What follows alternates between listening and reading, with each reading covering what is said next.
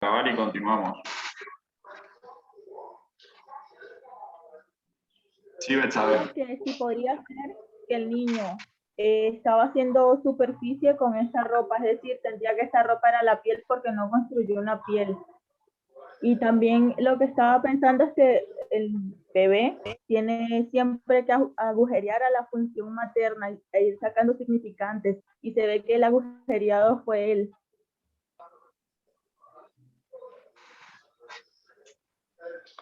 Pasa que para que él estuviera agujereado, tendría que haber un contorno. Tendría que haber algo que agujerear. ¿Sí? Si uno tuviera que ser quizás bien específico, acá ni siquiera hay no hay un agujereamiento, digamos. ¿Sí? Hay un niño, al principio sobre todo, no podemos hablar de sujeto todavía, ¿está? Sobre todo en este caso. Ustedes acuérdense que cuando se presenta en el psicoanálisis la propuesta de cómo uno se llega a constituir como sujeto, el punto inicial es un cachorro humano, ¿sí? Probablemente humano. Entonces, acá nos encontramos con que ese proceso de humanización,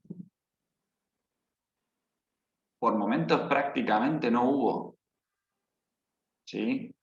Ustedes al principio planteaban, la madre lo abandonó. ¿Cómo se puede abandonar algo que no se tuvo nunca? Tampoco hubo un abandono de su mamá acá. Acá estamos hablando de... Claro, por eso, Sí, Pau. por ahí escuchaba un poco lo que decían los chicos y habían varias cosas que por ahí quería resaltar. Eh, Primero, esto que decía y que traía Valentina, que, que al leer el texto, por ahí resultó como un poco horrible, decía. Y era lo que a nosotros nos pasó cuando la primera vez lo leímos, el año pasado, y salió esto de la angustia, de leer y decir qué feo, y ella decía, parece una película de terror. Pero algo muy importante que dijo es cómo la terapeuta fue pudiendo significar todos estos síntomas, ¿no es cierto? No se quedó con, como diríamos ahora, con el rótulo, ¿sí? Que por ahí es lo que va a tranquilizar. Entonces, esa angustia, poder traducirlo en eso, ¿qué podemos hacer? Poder significar todo eso que está poniendo Roberto en escena, en primera instancia. Y por ahí, con esto del abandono de la madre, tener en cuenta que la mamá también decía que tenía problemas psiquiátricos, entonces ella, por más que quisiera, no podía registrar la existencia de ese niño, ¿sí? Si no podía registrar, si lloraba, no sabía si tenía hambre, es como que estaba ahí, ¿no es cierto? Era como una extensión más de ella. Entonces, si ella no comía, no tenía hambre, tampoco le daba, ¿sí? Y por ahí esto de las vivencias calmantes que no estaban desde los primeros años, ¿no es cierto? Y que después eso se ve cuando trabaja con su terapeuta, ¿no es cierto? Donde aparece la agresividad, esto del terror, el miedo, el rechazo al biberón, a la leche, lo de la caca, lo del pis, son todas cuestiones que ponen en escena y que tenía que ver con esas primeras inscripciones con ese otro que no estuvo para él. Por ahí eso quería aportar. Sí, y que si queremos retomar esto que dice Paola, cuando pensamos en esa transferencia que decían al principio, acá el niño lo único que tiene para transferir es esa agresividad, esa insatisfacción, esa pérdida de borde, ¿sí? Fíjense que lo primero que tiene para dar, dice el analista, entiende a modo de ritual, es hacer caca delante de ella, ¿sí? Yo creo que ustedes un ratito se pongan en esa piel, ¿no? De esa analista. Entran a su salón de clases, tienen que trabajar con algunos niños, y de pronto cada vez que ustedes entran hay uno que se para al lado de ustedes, agarra el borde del guardapolvo y se hace caca. Una y otra vez. Saca la caca y por momentos juega, a veces sí, a veces no. ¿Sí? Es una experiencia en la cual a cada uno de nosotros nos pone en juego nuestros propios diques anímicos, ¿no? Aparece el asco, aparece el pudor, la vergüenza, ¿no? Y recién cuando se puede ir más allá de la resistencia que a uno mismo le genera, se puede empezar a construir algo, a pensar algo. ¿Qué pasa que este niño cada vez que yo entro viene y hace caca? Estamos hablando de una ofrenda, pero ella dice ahí, pero no me lo daba a mí. Venía, se acercaba y hacía al lado mío, pero no me lo entregaba. No había un esfuerzo bueno, esto es un regalo, como decía Freud, ¿no? También otro concepto que quizá habría que poner en tensión si lo que se regalaba era la caca o la renuncia, ¿no? Pero bueno, eso es otro tema. Todo esto que vamos... Profe, Sí, no sé muy bien quién. también se da una verificación del psicoanálisis en este caso, porque el niño trata de cortarse el pene, una castración real.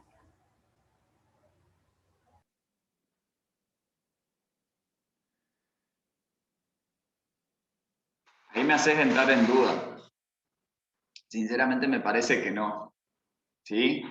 ¿Por qué? Porque cuando Freud habla del pene, si bien estamos hablando de que tiene una parte que corresponde al pene real, ¿sí? Hay un proceso en el cual se separa exactamente del objeto pene y se transforma en el falo. ¿Sí? ¿Se acuerdan? De ahí la lógica fálica, en la cual eso que en algún momento puede ser pene, puede ser después el obelisco, puede ser ganar un partido súper importante, puede ser de cierta institución, puede ser cualquier cosa que represente algo para uno. ¿Sí?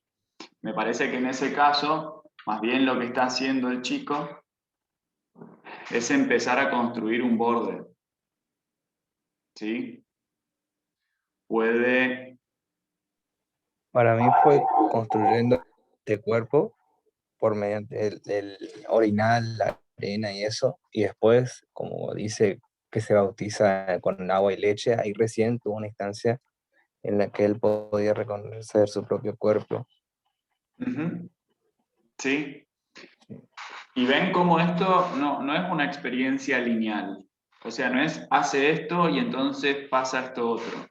Porque entre medio van pasando un montón de situaciones. Aún el hacerse acunar, ¿sí? No sé si recuerdan, va y le pide a una enfermera, se acuesta en la enfermera y se duerme en esa experiencia con la enfermera. Toma el biberón ahí. ¿Sí? Entonces, hay todo un proceso complejo en el cual este niño va pasando por diferentes experiencias que le van Ahora que permitiendo... dijo, ¿Cómo?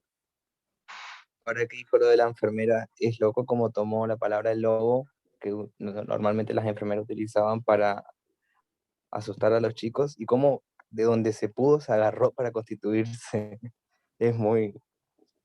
Sí, si ustedes quieren, acá ahí sería el lobo, ¿no? Acá podría ser el cuco, el viejo de la bolsa, el monstruo, ¿no? Entonces desde ahí se nombra a él. Claro, él era un monstruo, si ustedes quieren en términos Foucaultianos. Ahí. Entonces, si les parece, vamos a tratar de empezar a jugar a ordenar esto, ¿sí? ¿Para qué vamos a ordenarlo? ¿Porque así pasa en la realidad? No. Vamos a ordenarlo para poder empezar a construir una clínica. Que me parece importantísimo que ustedes puedan incorporar este concepto, porque le permite a uno reconstruir el caso por caso y armar realmente cuál va a ser el recorte a partir del cual ustedes como docente van a trabajar con sujetos. ¿Sí?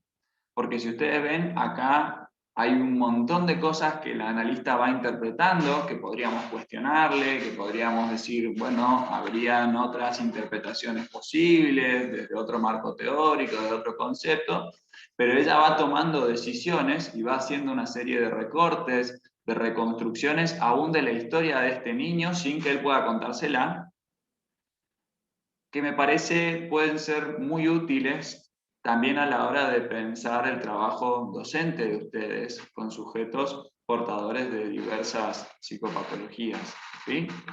Así que voy a compartir pantalla.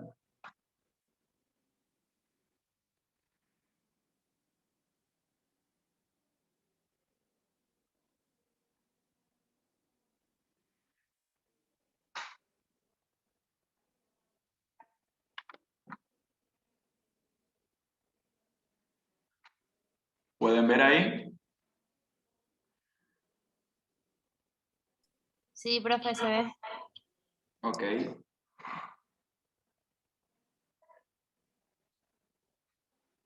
Bueno, al caso ella le pone como sobrenombre el lobo, ¿sí? En función de esto que decían las enfermeras, y en función también a cómo él se iba posicionando desde cierto lugar, ¿no? Había ahí por lo menos un nombre.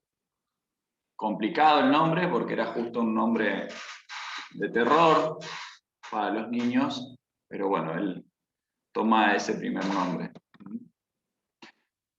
Hay toda una historia previa al análisis que Rossin reconstruye desde la investigación. Yo imagino que tiene que haber llamado a ciertos hospitales, haber hablado con colegas, buscado información acerca de cuál fue el recorrido de Roberto, ¿sí? Reconstrucción que uno muchas veces tiene que hacer cuando trabaja en el ámbito público, ¿no? A veces, bueno, digo el público porque es el que yo trabajo, pero hay que ir comunicándose con colegas, viendo, conversando y también pudiendo de alguna manera depurar las representaciones que traen de la historia que pueden contar en estos casos como el de Roberto, ¿no? Lo primero, esto que ustedes planteaban. Padre desconocido, madre internada por paranoia. Además estaba internada, ¿sí? Estuvo con su mamá los primeros 5 meses errando de casa en casa.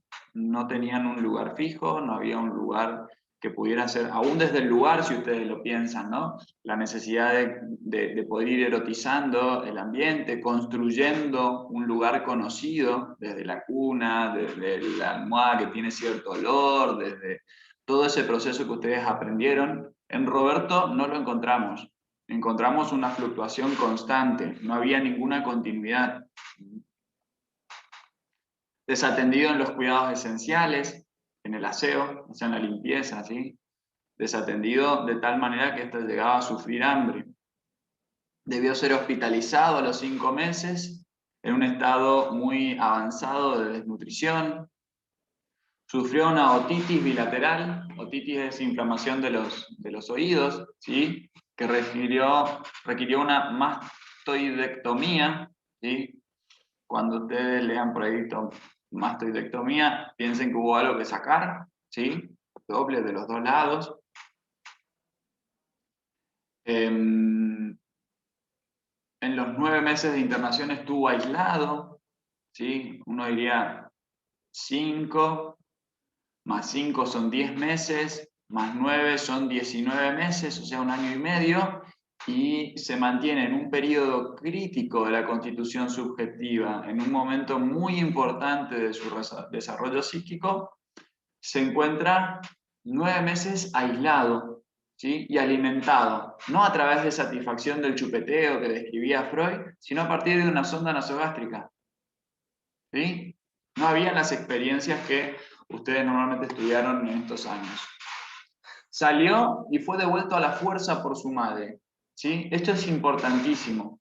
Porque generalmente es la forma de obrar de las instituciones, ¿sí? Uno se encuentra, por ejemplo, con situaciones en que hay niños abusados o situaciones de mucho maltrato, de explotación infantil, de vulnerabilidad infantil, y las instituciones generalmente siguen operando desde ese modelo en el cual los niños, los hijos, tienen que ir con los padres, ¿sí? Sin importar cuáles sean esos padres, si esos padres están en condiciones o no de cuidarlos o no de acompañarlos.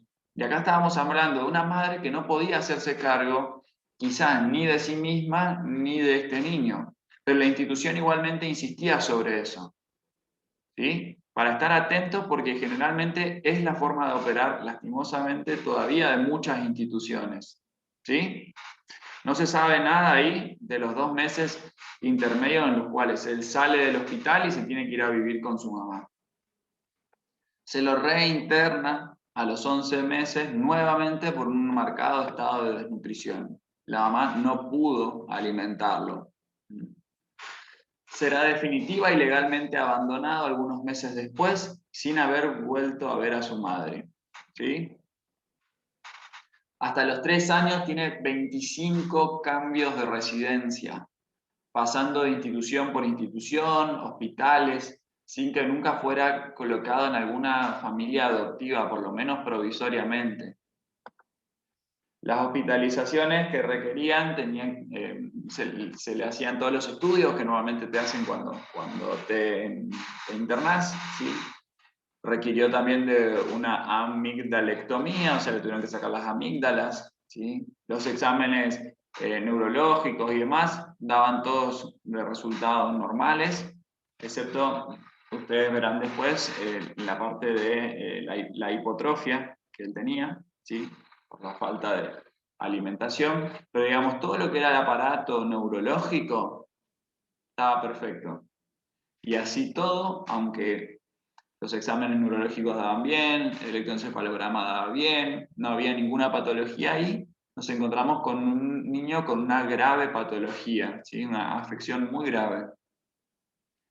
Se destacan evaluaciones sanitarias y médicas que indican profundas perturbaciones somáticas, y cuando lo somático deterioró, empezó lo psíquico, ¿sí? Ahí donde ya no hubo otitis, no hubo las amígdalas que le dificultaban la respiración, ahí cuando ya no hubo desnutrición, empezaron toda la serie de sintomatología o de conductas disruptivas, si ustedes quieren, que empieza a aparecer en Roberto. La última evaluación de Roberto, para esa última evaluación tenía 3 años y medio, y habían planteado que solamente podía ser pasar a una internación indefinida, ¿sí? Por un estado parapsicótico, dicen ellos, ¿sí? ¿Por qué? Porque lo que le planteaba al principio, acá todavía ni siquiera podríamos hablar de sujeto, ¿sí? Entonces tampoco podríamos hablar de una estructuración psíquica que nos permita ubicarlo en alguna forma de funcionamiento, como sería, por ejemplo, la psicosis, ¿sí? Entonces ahí se procede a la manicomialización de este niño, proceso que vamos a también abordar en las clases siguientes, cuando abordemos la ley de salud mental y esas cuestiones. Hay una primera evaluación de Rosín, ¿sí? Estaba toda la historia previa, después nos encontramos con una primera evaluación en el cual yo quiero que prestemos atención a los diferentes puntos de vista que Rosín tiene en cuenta, ¿sí? Desde el punto de vista pondoestatural, se hallaba en muy buen estado, al margen de la otorrea bilateral crónica, ¿sí? Tenía como una secreción que salía de sus oídos constantemente, ¿sí? Tenía desde el punto de vista motor una mancha pendular, ¿sí? De lado a lado, gran incoordinación de sus movimientos y una hiperagitación constante. No sé si lo puse, pero ustedes recordarán que Rosín plantea que cuando él quería prender algo, cuando quería agarrar algo, si fallaba en el primer movimiento no podía corregirlo nuevamente para tratar de agarrar las cosas. Desde el punto de vista del lenguaje, una ausencia total del habla coordinada, gritos frecuentes, risas guturales y discordantes. Solo sabía decir gritando 2 palabras, señora y el lobo, que repetía el lobo todo el día. ¿Sí? Fíjense, ella va tomando diferentes dimensiones en las cuales va analizando el estado, el comportamiento de este niño. ¿Sí? No hace una lectura lineal en la cual, bueno, por esto es igual a esto, sino que va favoreciendo una visión desde diferentes ángulos. Desde el punto de vista del comportamiento, era hiperactivo, todo el tiempo estaba agitado por movimientos bruscos y desordenados, sin objetivos. La actividad de prehensión era incoherente, ¿sí? Lo que explicaba recién. Habían variados trastornos del sueño.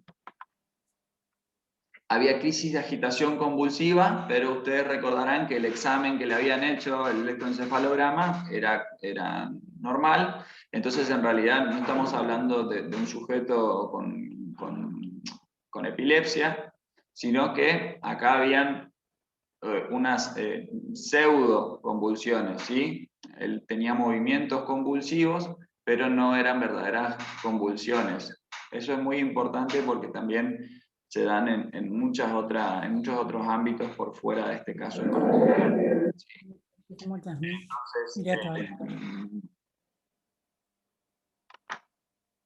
ahí está.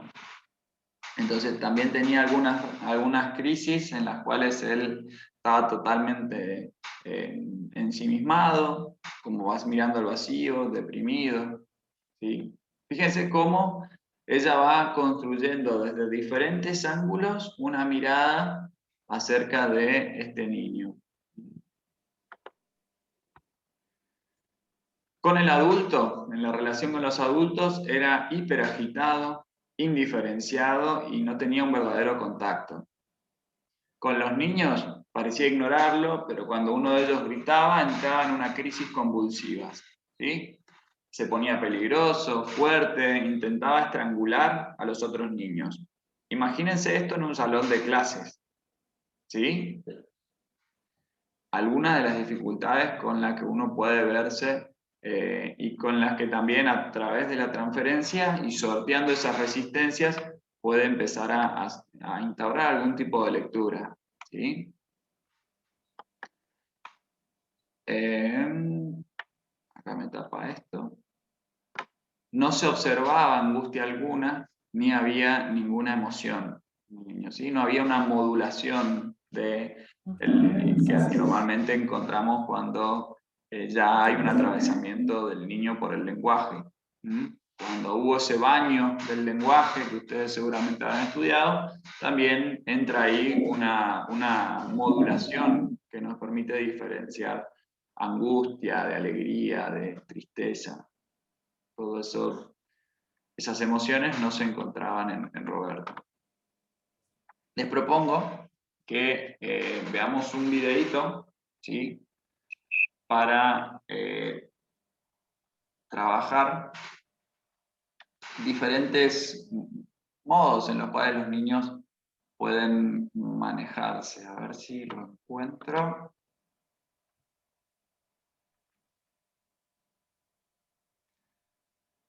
Compartir sonido. Acá estamos. Está subtitulado. Así pido por favor que lo vayan leyendo. Podemos agrandarlo.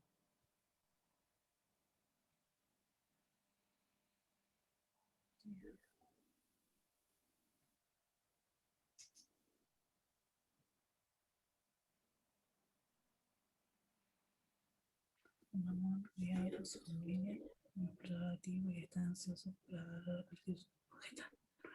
Que veo.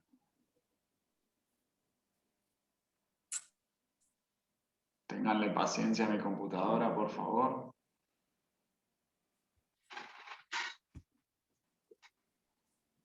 Ahí está.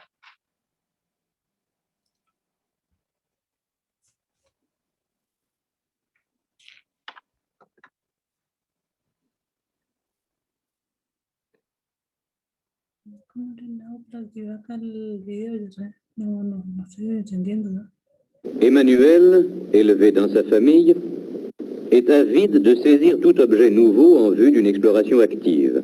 Le passer d'une main à l'autre, le porter à la bouche, par exemple.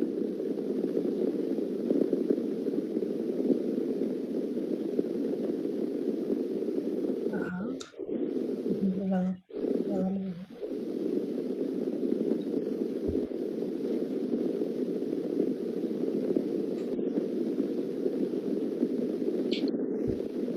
Totalement absorbé par ces manipulations, l'enfant prête peu d'attention à son entourage.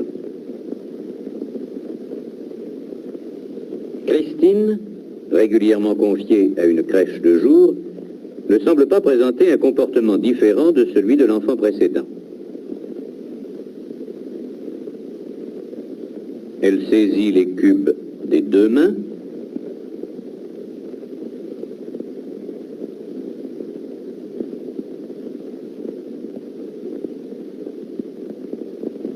essaie de les superposer, les récupère quand ils tombent. Elle aussi est tout absorbée par son jeu. Ces deux exemples nous ont montré le cas d'enfants dont les conditions familiales offrent toute sécurité. Par contre, lorsque ces conditions sont défavorables, au point de nécessiter un retrait et une hospitalisation, le comportement du nourrisson va s'en ressentir, ainsi qu'en témoigneront les séquences suivantes.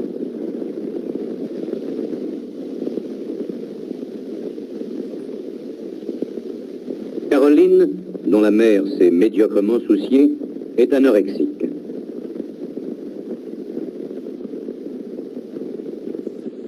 Cet enfant porte bien la main à un cube, mais en fait elle s'y intéresse faiblement.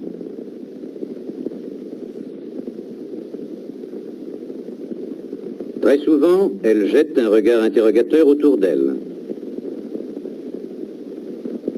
Son exploration reste active, mais elle semble surtout préoccupée par son entourage.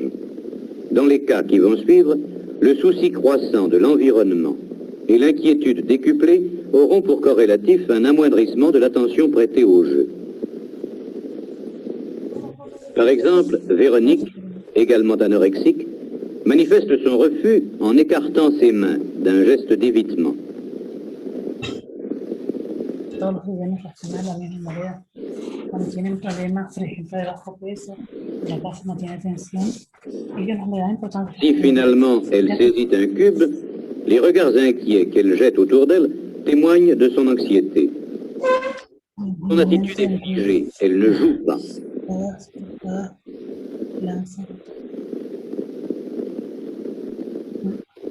Jean, retiré très tôt à sa famille et hospitalisé après plusieurs placements, épie attentivement les gestes du psychologue.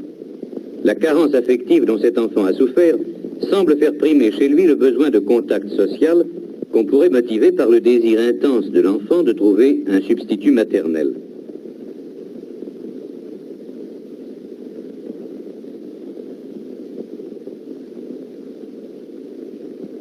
L'intérêt porté aux objets nouveaux est nul.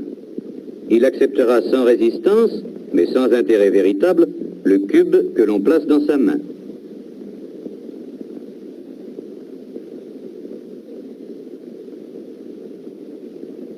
René, dont le cas est similaire, se tient immobile devant les cubes.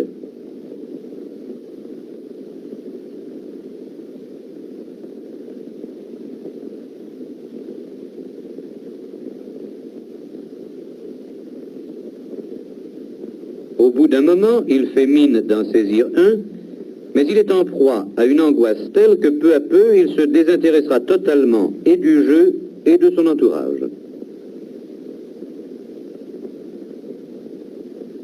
Épuisé, il s'absorbe en lui-même et se réfugie dans une satisfaction haute. Sucer son pouce.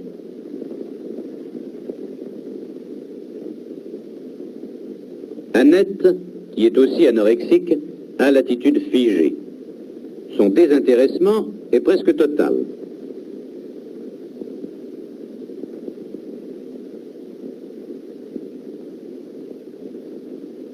L'anxiété grandissante se traduit par des mouvements de lèvres, des clignotements et par une respiration irrégulière.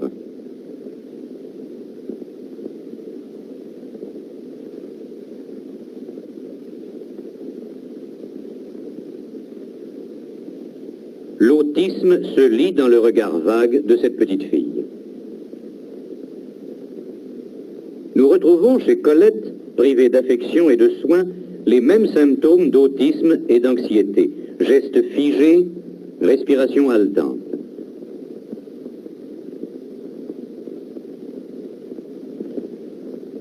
Ainsi donc, la carence affective suscite chez le nourrisson non seulement l'angoisse, bien connue des psychologues, mais elle favorise, en présence d'objets nouveaux et dans des situations inaccoutumées, une inhibition parfois doublée d'autisme dans les cas les plus graves.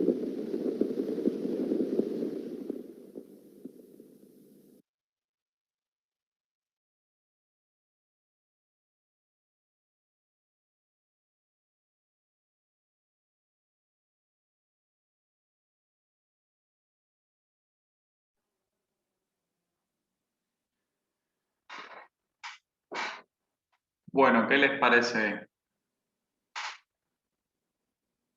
lo que vimos? ¿Pudieron notar las diferencias que había?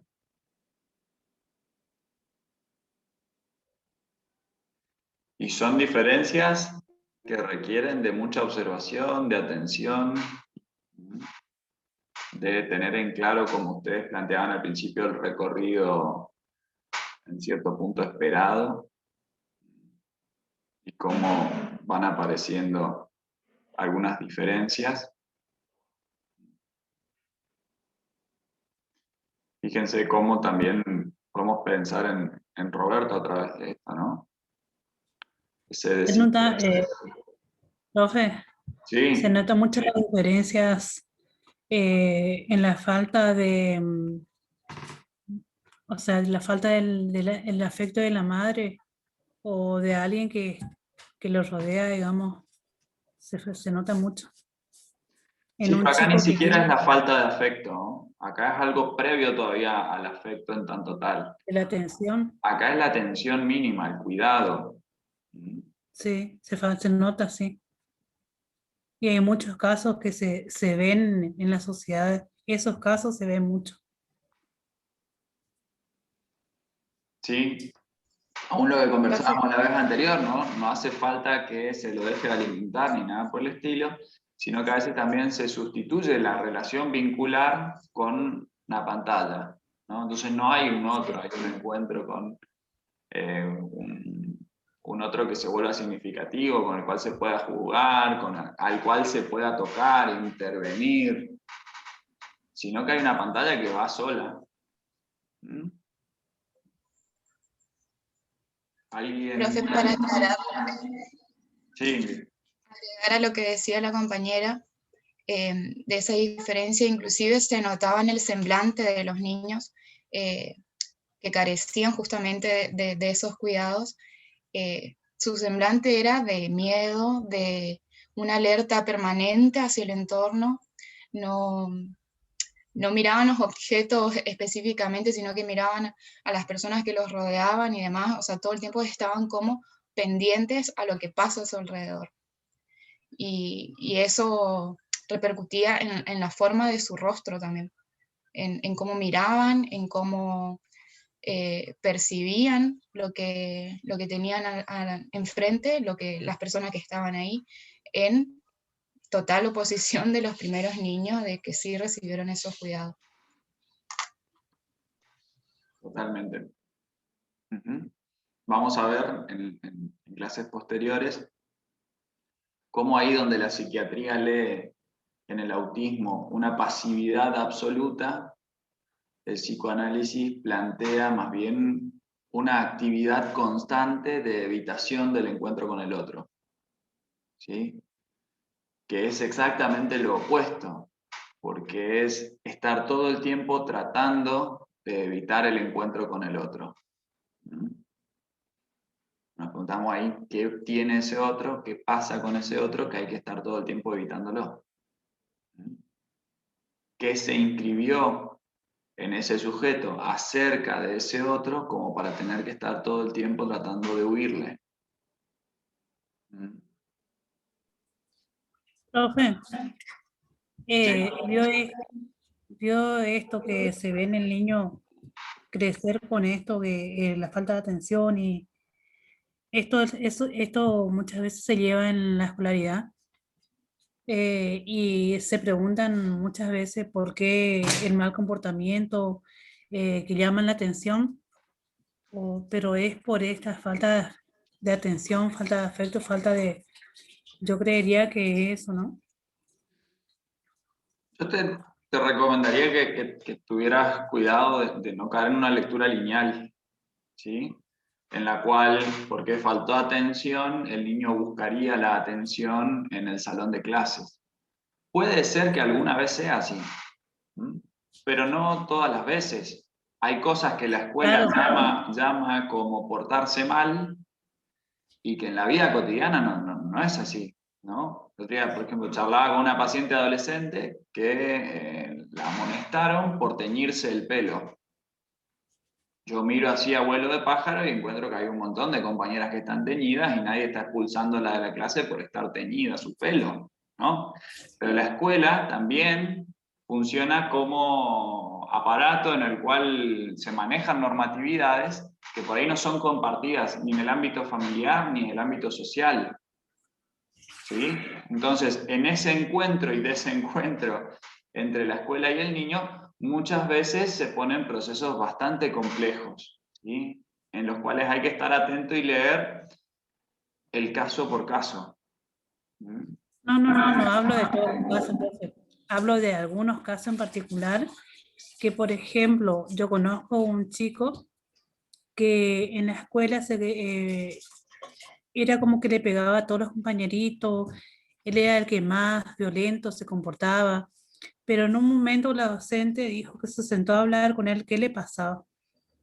Y él manifestó que en su casa tenía el padrastro que le pegaba mucho, que le maltrataba y le trataba de esa manera a él. Entonces, que él lo transmitía, se supone que él transmitía todo lo que le hacían a él en la escuela o trataba de comunicar eso. Pero ahí tenés, en el ejemplo que traes, un padrastro que está atento al niño. El tema está que cada vez que lo atiende de una manera agresiva, lo castiga, lo lastima, ¿no? Entonces, también habrá que ver, digamos, cuáles son las formas de atender. La violencia también es una forma de atención.